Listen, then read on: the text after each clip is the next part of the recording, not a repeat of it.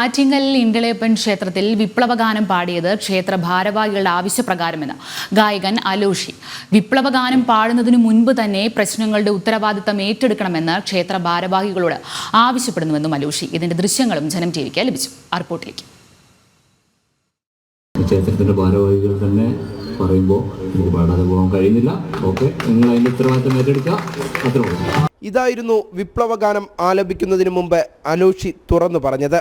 വിപ്ലവഗാനം പാടുന്നതിനുള്ള ഉത്തരവാദിത്തം ക്ഷേത്ര ഭാരവാഹികൾ ഏറ്റെടുക്കണമെന്ന് അലോഷി ആവശ്യപ്പെടുന്നു.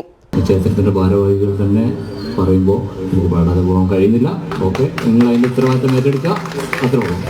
കൊല്ലം കടക്കൽ ദേവീക്ഷേത്രത്തിൽ വിപ്ലവഗാനം ആലപിച്ചതിനെ തുടർന്ന് ഹൈക്കോടതി രൂക്ഷ വിമർശനം ഉന്നയിച്ചിരുന്നു. ഇതിനു പിന്നാലെയാണ് വിപ്ലവഗാനം വിവാദത്തിൽ പ്രാദേശിക BJP കോൺഗ്രസ് നേതാക്കൾ പോലീസിൽ അലോഷിക്കെതിരെയും ക്ഷേത്ര ഭാരവാഹികൾക്കെതിരെയും പരാതി നൽകിയത്.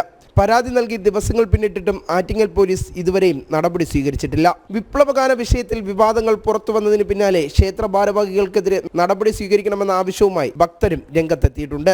പ്രാദേശിക CPM നേതാക്കളാണ് ആറ്റിങ്ങൽ അവനവഞ്ചേരി ഇണ്ടളയപ്പൻ ക്ഷേത്രത്തിലെ ഭാരവാഹികൾ. ജനം, തിരുവനന്തപുരം.